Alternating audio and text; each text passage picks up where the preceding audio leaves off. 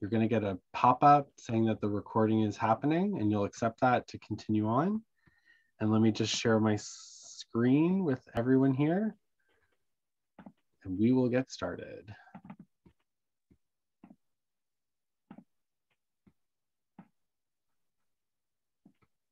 Okay, thumbs up from Catherine Naismith if you can see that. Oh, she smiled, so she must be able to see the screen. That's perfect. Thanks for everyone for coming to tonight's 2021 Spring Town Hall. It's the first time we've ever done a town hall. Yes, we have the big meeting, and it is something you'll see from us in June.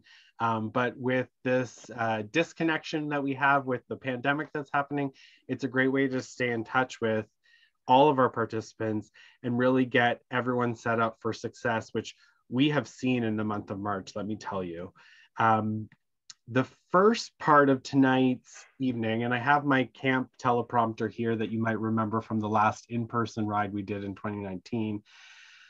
Members of the bike rally leadership, PWA staff, and PWA board have been on a BIPOC-led thought journey to dissect various means of racism, institutionalized, structural, amongst many others, to determine ways to break down the barriers that non-white folks face in interacting with our various events, services, and program offerings.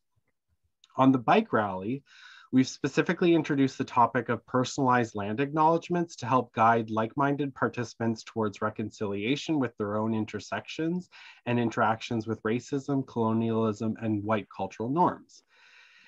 I would like you all to welcome Gabby, who's going to share her personalized land acknowledgement with us all now.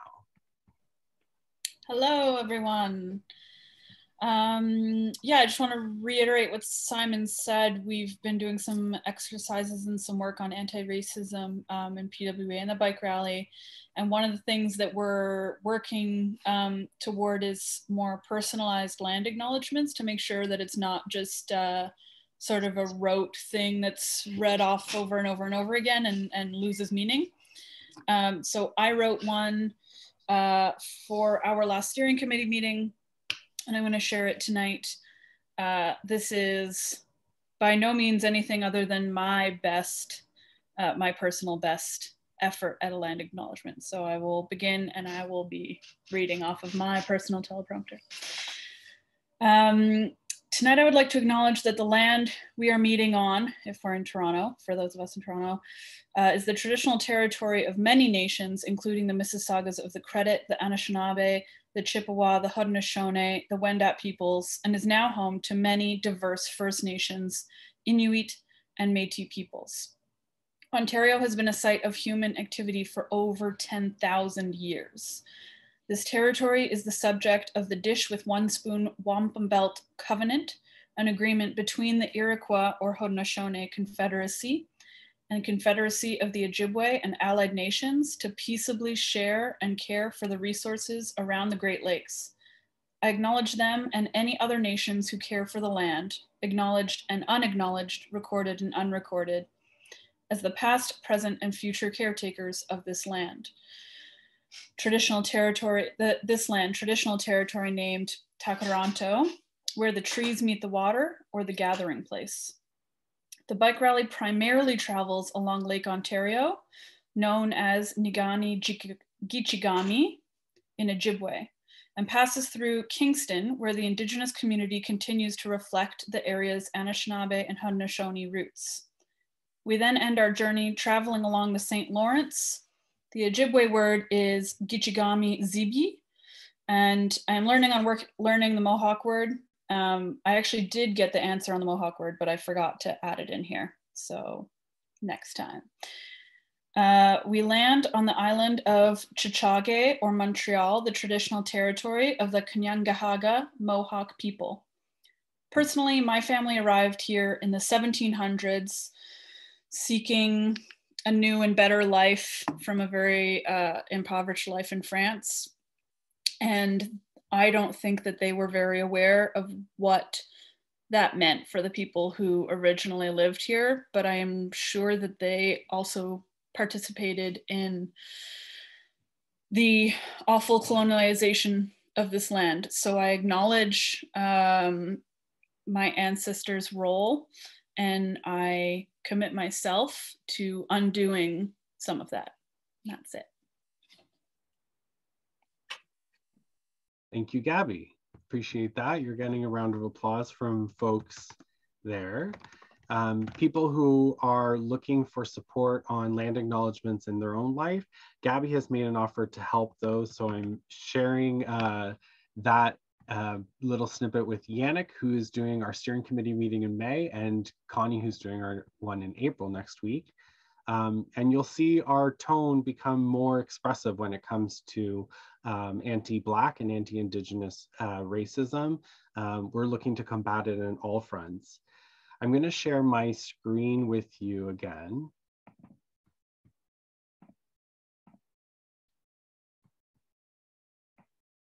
And I hope you can see that.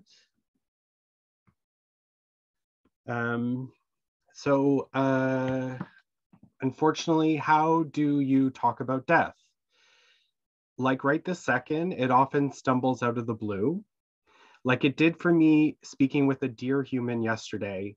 Yes, they have experienced a loss, and so have we. As a family, our bike rally has lost 4 dedicated and fiercest allies of the ride. But what our family is known for is celebrating the lives lived during these times of loss. You've seen this at candlelight ceremonies, at virtual events, and in the expressions of kindness on Facebook, social, and other various online platforms. I hope we can do that tonight as well. We do have a nice evening planned ahead of us, and while it might start on a somber note, no, it is because we as a family are comfortable enough to express our emotion with each other and relish in our memories. So I want to acknowledge Michelle Ross, a Toronto drag icon, and she's a long-term supporter of PWA, HARS, and the bike rally. You might remember her from such stages as Kingston Show. Derek Yee, that's a familiar face as an active community member within PWA's environment and a 5-time crew member on the rally itself. Next is Kevin Dove, a 5-time rider and a true friend for life. His friends and family right now have set up a rally fundraising page in his memory, which I think is great. And Lucas Murnigan, a 2-time rider, a doctor within our community, a world-renowned photographer, and a community advocate for those people living with HIV. In celebration of these powerful, kind, dearly departed souls, we're going to have a moment of silence beginning now.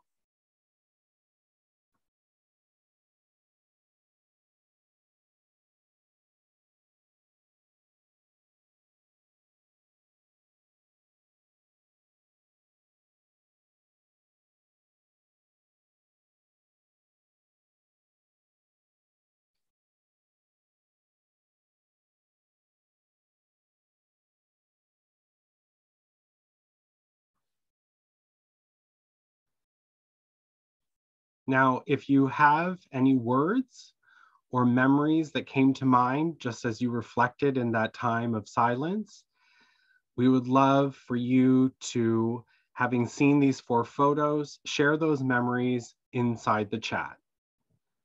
We do have a good evening of updates ready for you, and here to tell us more is Sam.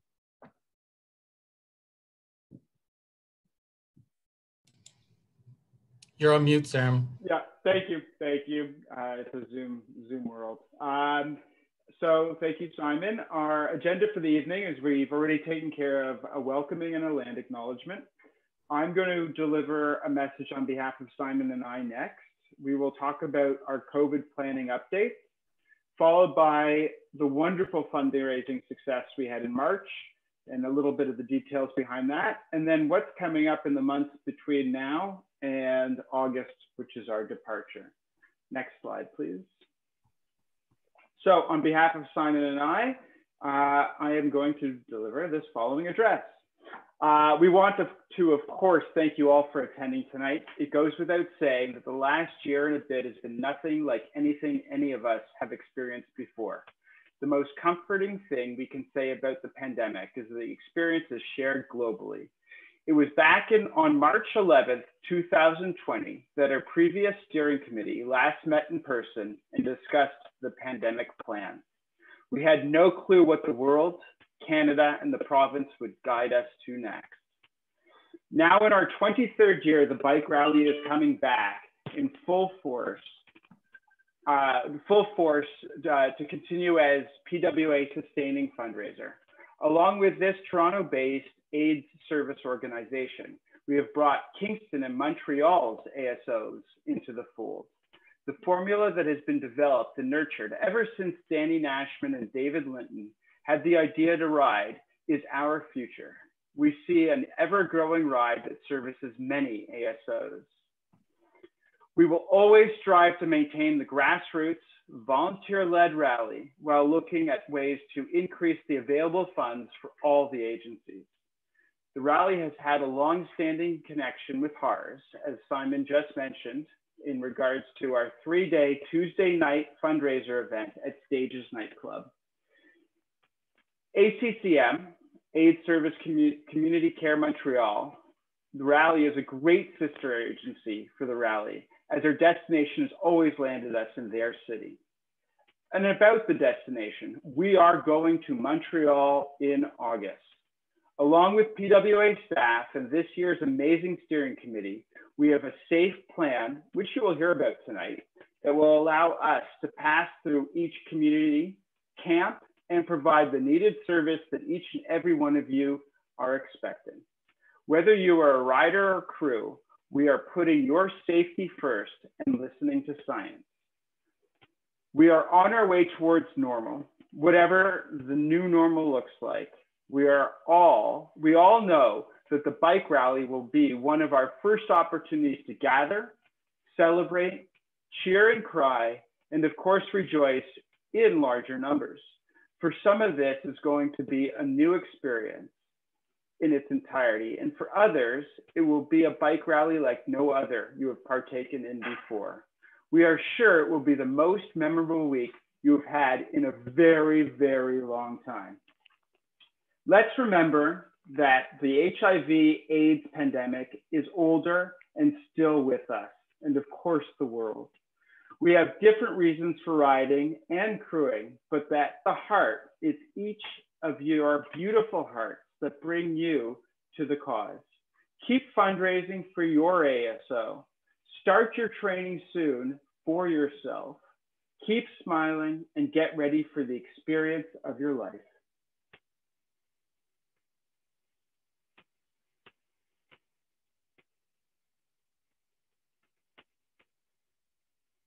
Fantastic. Thank you, Sam. I appreciate that. And I feel like it guides us into a brighter light for the remainder of our presentation for tonight. The slides you're going to see are quite lengthy or wordy, and that's fine because we wanted to be able to have the content expressed to you in a seamless fashion and have it translatable for when we distribute both the video and the slides after the fact. I don't want to go any further without thanking our captains and our steering committee. At our launch event back in February, I want to say, you would have seen them all spotlighted and featured, and now it might feel tangible to you as a rider or a crew. Really great individuals at the helm of your team and at the helm of this grassroots organization. They make the ride. I will give them a round of applause, and I hope you'll join me in that accord because they've already reached out to you, hosted team socials, encouraged you with fundraising, a lot of great work. So we couldn't pass up the chance to thank our team captains and our steering committee members. And a shameless plug for next year, if you already want to start that conversation rolling with Sam, let's email co-chairs@bikerally.org for more information. But now I think is the meat and potatoes that everyone came here for tonight. On the cusp or the eve of another announcement in Ontario, we do have extensive COVID planning that has literally exhausted and taken up all of Michael's time, which we truly appreciated. So I want to say to Michael, is this thing actually happening? Yes, it is. There will be a physical event for riders and crew this year. We want to clarify we're not doing what we did last year, which was having no physical ride and moving totally to virtual. We are not doing that this year. We've learned from other events. we've learned, I mean, everything, there's a new thing every day. We have come up with multiple scenarios where we can have a physical ride. We know it's important to the community to be able to gather and see each other when this is, you know, dwindling. It's also important, we've heard from you about how it's important to have an event for your fundraising and to have that kind of tangible thing to work towards and to show your donors. So there will be that. Obviously, as you know, we had slides ready this afternoon, and then 3 hours ago, that changed with the announcement from the provincial government. So keeping us on our toes, but we are trying to avoid the day-to-day news cycle and just focus on the science and the facts and the long-term outlook.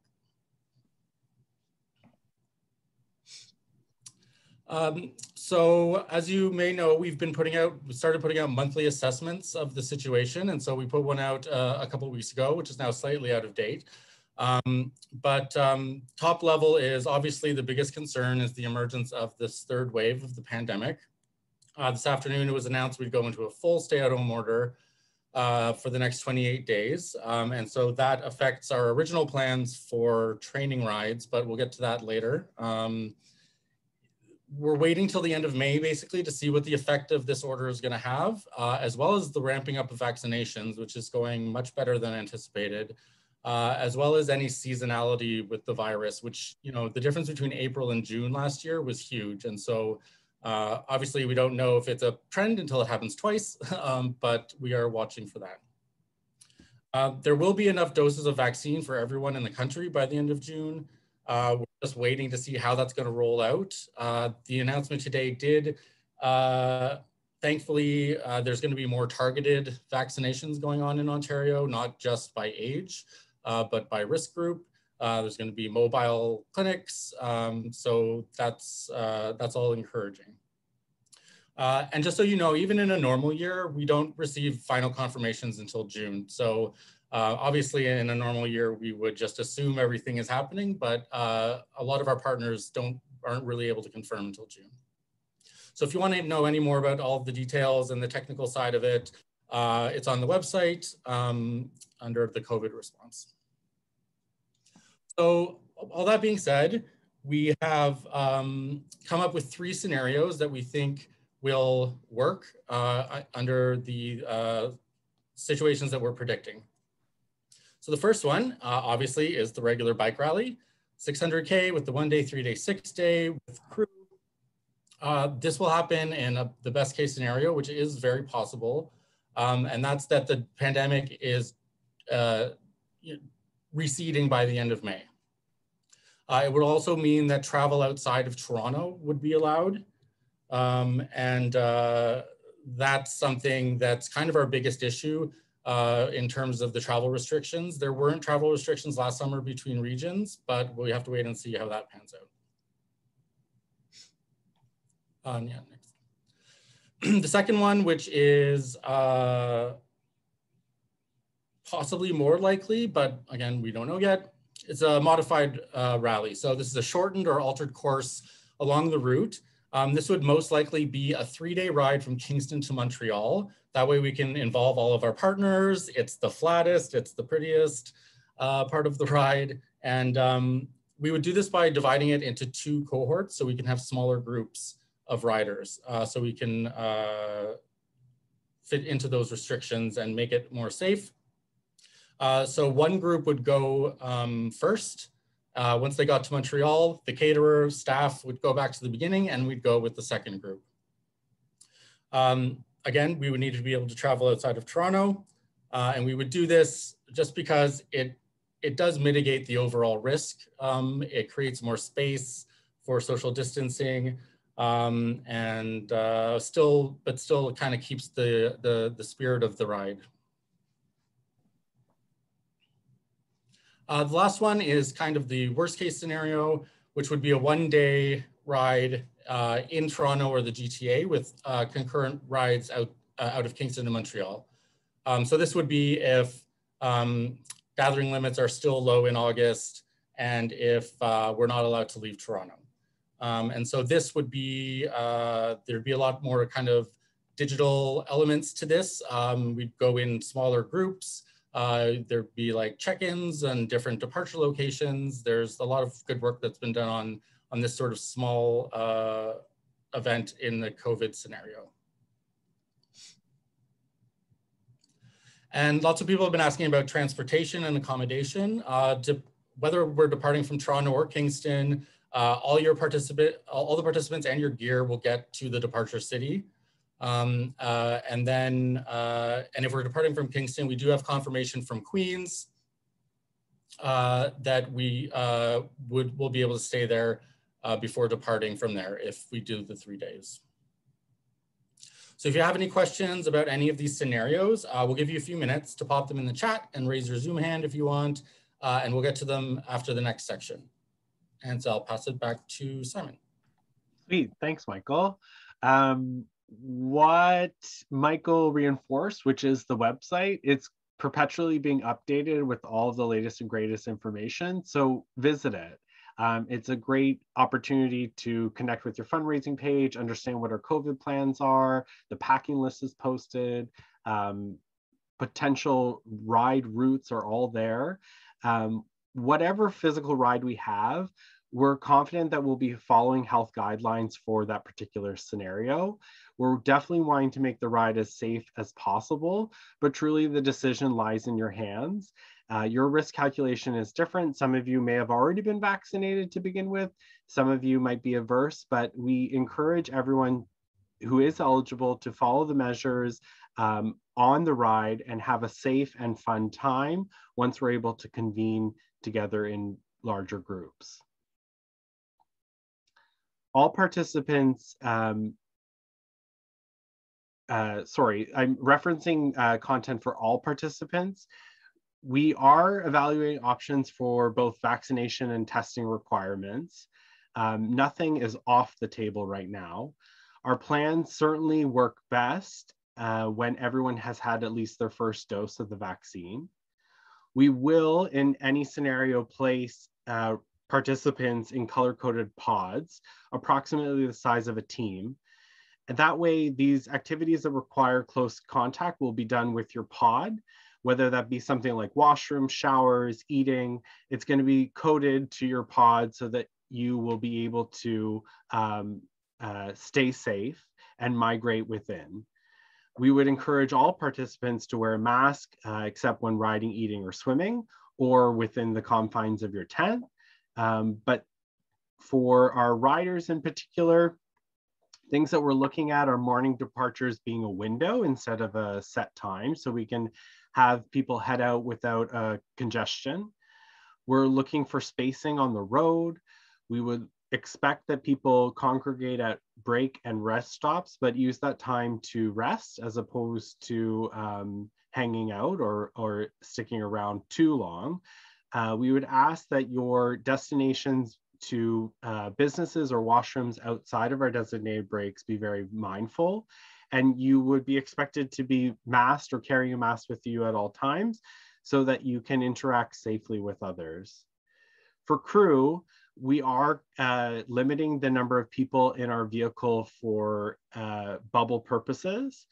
So I guess you'll be bubble buddies in that time. We will have designated vehicles for rider pickup and transportation to limit those contacts, as we were saying. Our various crew portfolios, wellness, road support, and rustlers will have enhanced PPE this year when interacting with riders both on the road or in the massage tent, let's say. And our caterer, Brown's, has not shut down. They've been operating ever since the pandemic began. So they're very well versed in how to operate in a safe and constricted sort of way. The next assessment dates that you're going to see, and that update will be shared with you as we've done so for the month of March, will be after the month of April. So you'll find that in your inbox on May 4th and up on our website. Decision day for those scenarios that Michael was just talking about is June 8th. And like he had mentioned, even in a normal year, we haven't necessarily heard from our permit holders or our partners until such time. So we're very hopeful and mindful that the beginning of June will be an opportunity for us to reconnect at a big meeting and share with you a final scope. Great, Simon, thank you.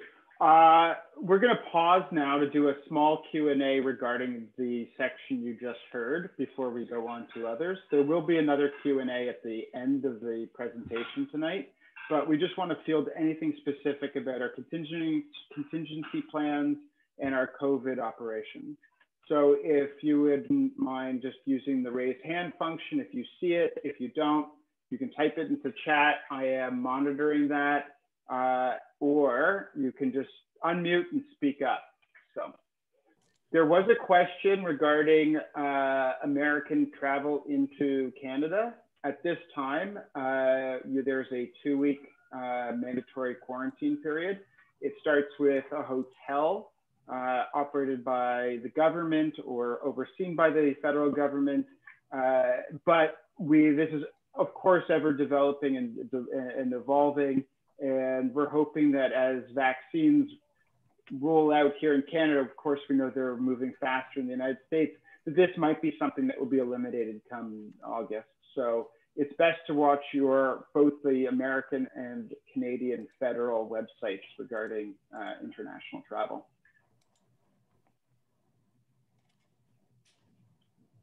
Do we have any questions? That was the only one in the chat. We've covered off the date in the chat there. It's August 8th to the 13th. There's some excitement coming from folks about the potentiality of this ride, which I'd love for everyone to keep in their heart of hearts. And I don't see the lack of questions as a bad sign.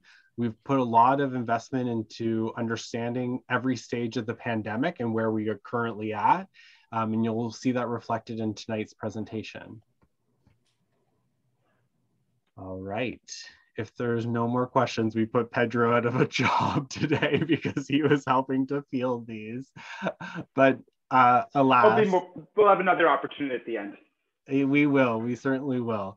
I want to hand it over to 2 folks you know. They are your fundraising coaches. You know and you love them. Please take it away, Yannick and Seamus.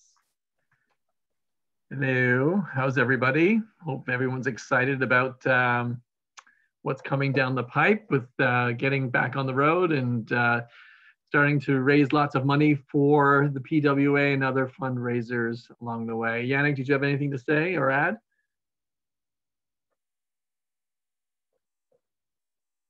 And he's on mute. Okay, well, first of all, we're gonna slide right into March fundraising, and we want to first of all congratulate everyone. What a great job we did. Our original goal was $50,000. We stretched that goal to $70,000, and whoop whoop! I want to give you guys a huge round of applause. We raised over $71,800 for March, which really kicks us off into a great position for April. We want to keep things going. And so with that being said, we do have an April promotion coming up. I'm going to talk about that in a second. But coming up next, Yannick is going to talk about some of the winners from, oh, hold on, sorry. I want to talk about the amount we raised. So far, we've raised a total of $165,000, which puts us on par with the last year's physical ride in 2019. So yay, that's awesome. Let's keep that momentum going. Absolutely, absolutely. And just for comparison's sake, so last year during the first lockdown in April, we raised like $18,000. And this year, like, even though the year has been challenging for so many, like what we were able to raise collectively, like, speaks volumes. So congratulations really to everybody who was out there, was connecting with people for to basically increase their fundraising. So we would like to basically congratulate the incentive winners. And so we've got Brandon Hamilton, who is the winner of the Visa gift card. We've got Chris McCauley, who's the winner of the DoorDash gift card. And Jonathan Cooper is the winner of the other DoorDash gift card. So big round of applause, and thank you so much for everybody that basically, again, that's been fundraising and has really been showing up. But wait, there's more. For the cause. So congratulations to Josh, who won the Visa gift card, Eli, the DoorDash gift card, and Nico, who won another DoorDash gift card. And if we move to the next slide, we've got Millie, winner of gift card, Devin, DoorDash gift card, and Doug, the winner of a DoorDash gift card, which is amazing. And we've got Kayla, who is also the winner of Visa gift card. We've got George Green, as well as Andrew Quinlan, both winners of DoorDash gift cards. Okay, congrats everyone. And next slide. Jerseys. We're not sure why the jerseys are here, but we're happy to announce that we're getting our jerseys early this year. Starting in May. In past, we've received them before departure day, but this year we're trying something new. So that's awesome. How to do that? Well, we want you to train in them. We want you to take photos. This is going to be part of your fundraising effort. So we thought, why not get you to the jerseys early so that you can start promoting and getting your donors excited about what you're doing. Donors this year, by the way, are actually giving more and giving early. We're finding that this is the trend. So jump on that bandwagon, keep it going by posting pictures of your training rides, your personal successes, wear these jerseys, but don't forget you also have to bring them on the rally. Don't leave them at home or in the wash. People who will... Seamus. So basically the jerseys starting in mid-May, when you hit your fundraising minimum, you'll be able to get your hands on your jersey. And same thing will go for top fundraisers. So once you hit $6,000, you'll be able to get access to that jersey as well. And a shout out to Daryl Maybe, who designed them. Oh yeah, they're awesome. And coming from a healthier guy, the black is really amazing fit. It looks great. All right, I'll skip the slide there. Okay, April Team Challenge. All right, so we had a great success with our March challenges. This April, the team with the largest percentage of increase in funding over that month of April will win a fully catered outdoor team social in June or July from Brown's Catering. So this is a great way to get to know your teammates, a great way to get yourself energized for April. So remember, don't worry about, oh, this team is larger than this team and they have more people and da, da, da. It's all about percentages. So you might be on a small team, but you have just as much chance to win the fully catered outdoor team social as a larger team. So get out there and start raising some more money. So if you have any questions about fundraising, we'll give you a couple of minutes to pop them in the chat, or just click raise your hand in Zoom. And in the meantime, we'll pass this off to Anthony Johnson, who's the Director of Development at PWA. Go for it, Anthony. Thank you very much, Yannick. And Seamus. Thanks so much for the work you guys are doing, for everyone on the steering committee, the co-chairs, the crew, the riders, all of you. You're the people who make this possible.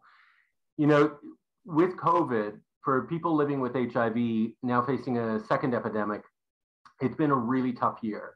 And one of the worries that we've had at the agency is that it was going to be a tough year for donors as well. But as you've just heard, donors are giving more than before. They're giving more enthusiastically. They're giving earlier.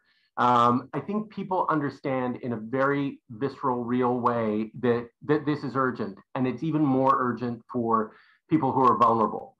So the work that you're doing when you send out those emails to your friends and your colleagues asking for support, it goes directly to people who need this the most. They could be living in a shelter with their kids. They could be new to Toronto, new to Canada, not able to speak English or French and needing to access services.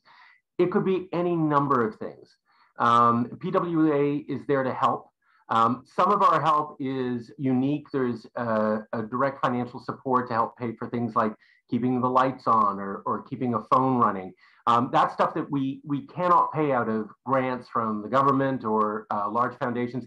That can only come from individual donors, the kind of people that you speak to and that turn around and support PWA because of you. So I want to thank you all for the work that you've been doing so far. I am blown away by what you achieved in March. Together, you have managed to turn this right around. We're now back to raising where we were at the last physical ride. So I think there's a sense out there that this is necessary.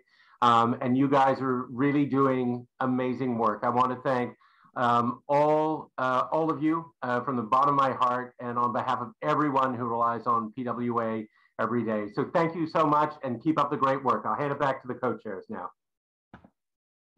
Thank you, Anthony. I'll echo your sentiments, and we've got Pedro clapping in the background. I'm loving the chat. I've been using it myself. It's a great tool for us. I see Millie's here and Andrew Quinlan's here, those winners.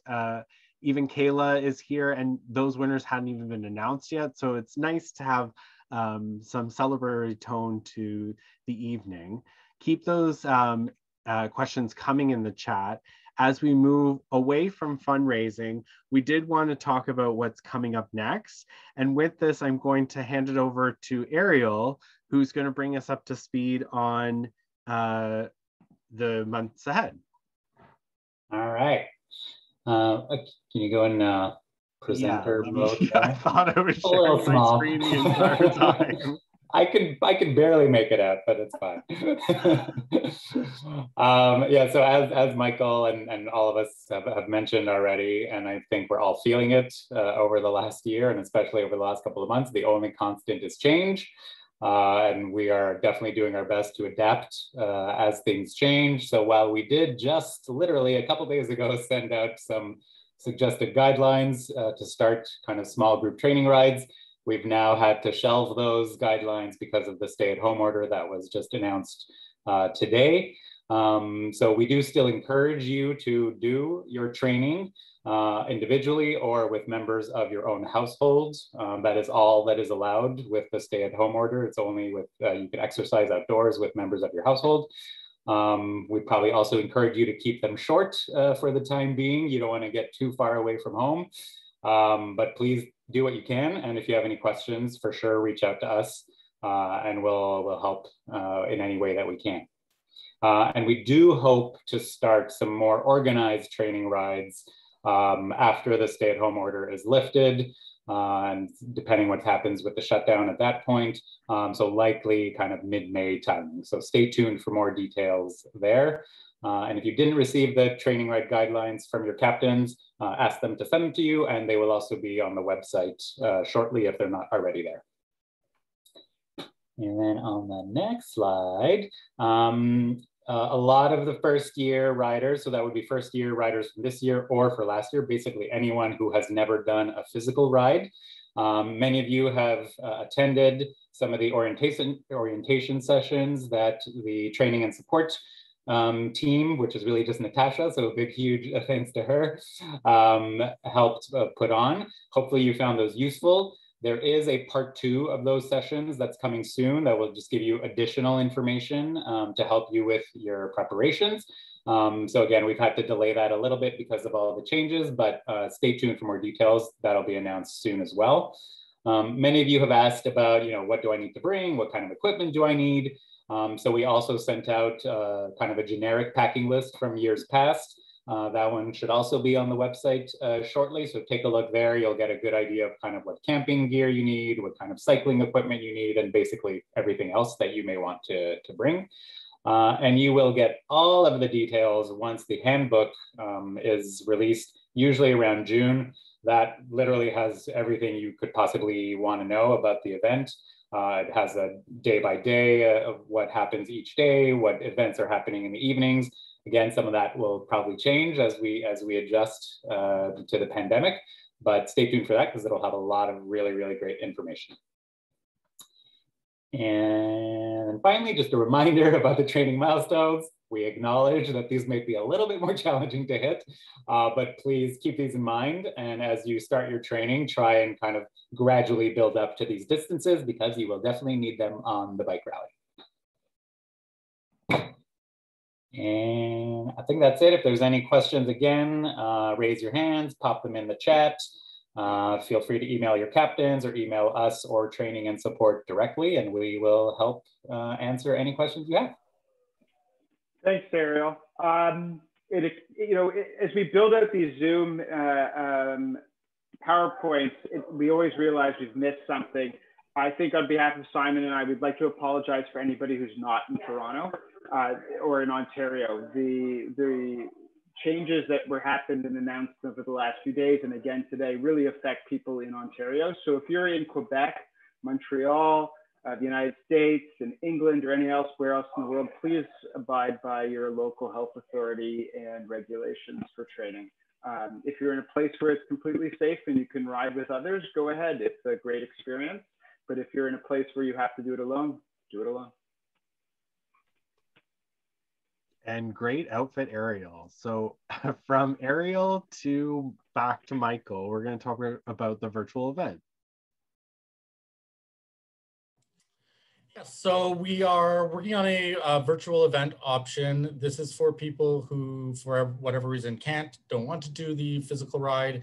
This is going to be a big part going forward. We are going to be switching fundraising platforms for 2022, which will have a lot more functionality and kind of bring us into the 21st century when it comes to events and fitness tracking and that sort of stuff. We're kind of, this year's kind of an in-between.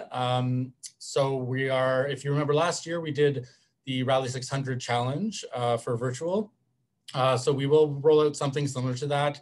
We're not gonna make people stick to the 600 challenge because people wanted more flexibility than that. So it'll be kind of a DIY virtual event where you can create your own challenge, bring your donors along for the ride. Even if you're doing the physical ride, you can still participate in this. It's a great way to track your training rides and to use that to raise money.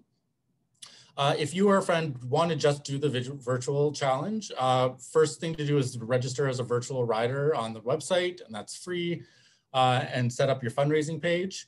And then we're going to have an app that will connect to Strava and other things like that, where we will run the virtual event out of that. And we're going to launch that next week, hopefully. Again, yeah, barring technical issues.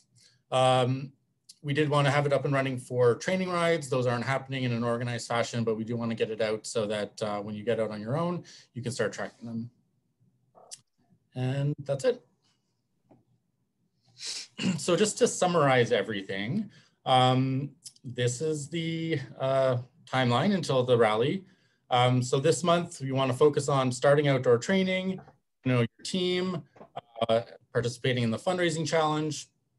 Next month, when the stay-at-home order will hopefully be ended, we want to get out on organized rides. The 50-kilometer training milestone is May 16th. Then in June, we have the decision day on what the event's going to look like on the 8th, the 100-kilometer milestone on the 27th, and then the fundraising minimum milestone on the 30th.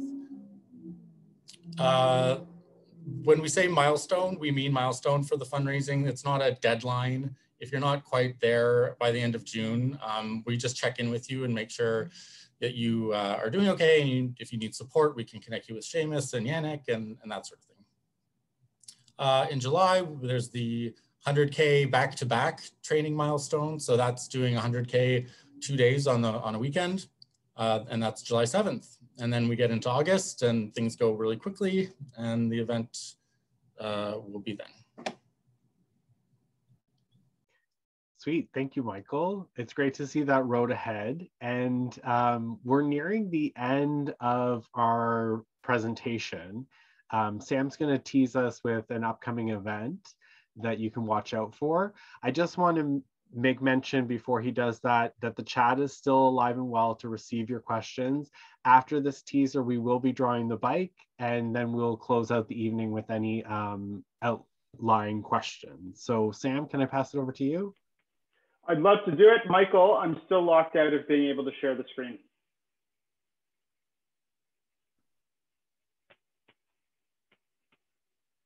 Try now. Now I can do it. Thank you. Oh, that means I need to stop sharing. So let me do that. Yeah. Okay.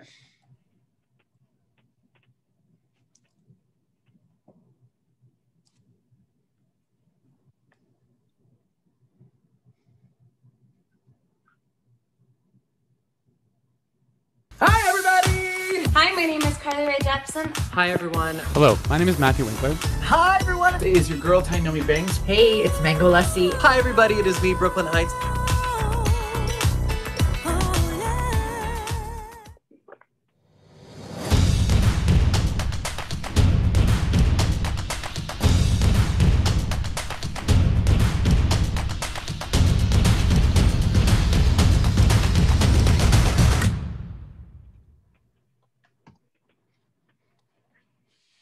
Love that. The Red Dress Ball. It's in its iteration this year as a virtual event. I know that they have some action-packed, star-studded lineups, so I'm excited to tune in this weekend myself to watch that, and I expect to see all of your faces there. Thank you, Sam. Next up, I'm like dying here. Can everyone see that okay? We are drawing a bike, which is pretty exciting. I feel like I have an element of giving it away myself or being Santa Claus, but for every $200 that was raised by yourself between March 1st and 31st, you gleaned one entry into this fantastic draw. We can't go a moment further without thanking our sponsor, Cycle Solutions, which is located on Parliament Street. They do a great job of squeezing you in for tune-ups, which you should already have booked or done. And they offer a great selection of gear, including bicycles, of which your bike that you will win will be determined by stock availability and selection. So we're going to do that draw now. And I just need some support in doing that. Like me talking? Hi, Trevor. We're handing it over to Trevor. Sorry. There's Trevor, guys. Say hello to him. I'll stop screen right. sharing. Hi, Trevor. Yeah, so I tried to get this done in a different location, but internet connections, I had to go to my friend's place and do this. Luckily, they're not home right now, so I'm not breaking any regulations. There was a fancier thing, but here we go. All right, as you can see here, there's quite a few here. Okay, and I'm not looking, eyes are closed. The winner of the bike, oh, there were two there, but now there's only one.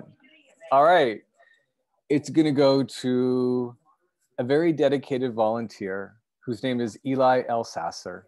Congratulations. Oh, so fun. You have a brand new bicycle. All right, and now my job is done. Thank you. Trevor, your job is never done. Eli, the whole screen just blew up with people's like emotions and reaction. And look at the chat, if you will. I couldn't think of a more deserving person. Oh, well, thank you so much. Congratulations. I've never won anything. Oh, that's wonderful. You've won many people's hearts, Eli, and you know that. There you go. Thank you all. Okay, the chat is blowing up and I can't even keep track now. Michael is letting everyone know that although tonight's festivities are now concluding, we are going to stick around in case anybody wants to ask questions or socialize. We'd love to see Eartha Kitt maybe come out of the woodwork tonight. I don't know. But we will stick around and answer any remaining questions that people might have. Look at the chat. Marilyn Tate is congratulating you from 2019 from being one bike winner. And I'm sure that Anthony Morente, yeah, he did the same thing. He was last year's bike winner. So you're in a good crowd there. So folks, this is tonight's presentation. We're super excited that you would join us for our town hall. You know what's ahead on that road ahead, and we will congregate as a larger group again for the June big meeting, which is a traditional thing, including the handbook that will be disseminated at that time. But if there are pressing questions, we're happy to stick around. Sam will be there, myself will be there, Michael will be there. We're happy to socialize if you just want to shoot the shit in terms of all things bike rally. If you have questions about how many panels should be on my bike rally shorts and you're a newbie as a rider, we've got the answer for you on that too. But Sam, I want to thank everyone. How about yourself? Of course, I want to thank everybody for attending and being very positive in spirit. And we are so excited. We are. This is a great way to end the night, and we thank everyone for joining. Stick around if you'd like to ask more questions or if you just want to socialize. I did see Terry from Calgary with a glass of wine, so he might be sticking around and you'll hear him talking. But if not, sorry, Sam? If you can't stick around, the staff at PWA, Simon, myself, and those in steering committee positions are here to answer your questions, as are your team captains. And if this is not a forum where you feel comfortable to ask a question, email is a very, very good place to reach us. Sweet. I'm seeing a bye from Devin and Tom. Thanks for coming. I see a question from John Cooper. If you're a first-year rider and you're looking to receive a the fundraising incentive of $500 for a previous year jersey, we are keeping track of those. We're trying to sort of consolidate our mailings to individuals, whether it be masks, jerseys from previous years or upcoming years. So PWA will be in touch with you with more information on this. I'm monitoring. There's a lot of warm and fuzzies coming through. Shay, I see your comments. Thank you. I'm excited that you're here tonight. Kayla, you are a winner, and I appreciate your acknowledgement of everyone who presented. They're all winners. They're all doing something amazing. You all are winners. Just think. We are going to get to do this physically this year. We are going to get to raise money for some great causes. So what better things could you ask for?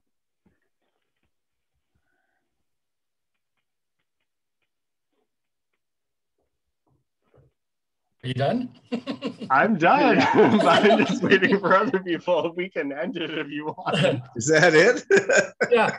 Marlon, where's your trombone? Play us a little going out number. Oh, we got it. It better not be taps. One moment, please. Right there.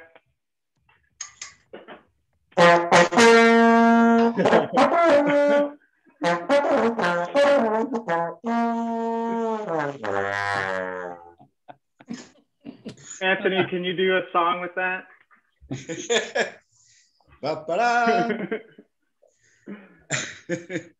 I love that.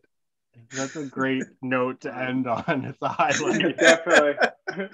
I feel like a clown being marched out or off with a large hook. I got eggs being thrown at my balcony.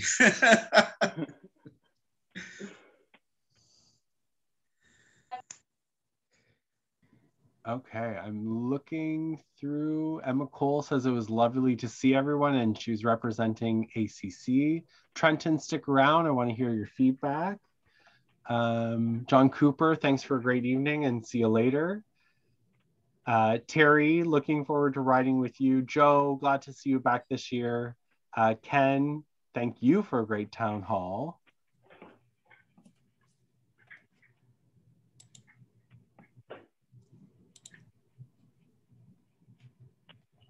Thanks, Anthony. I think we may have maxed out our 100-person limit on the Zoom room. We did get to 100. Yeah. Oh, we did. We'll need to upgrade it. If anyone tells you they couldn't get in, apologies. Well, we're going to upload this to the YouTube, our YouTube channel, minus maybe this section. But... I'm going to stop the recording Yeah. just because it's gone on. Yeah,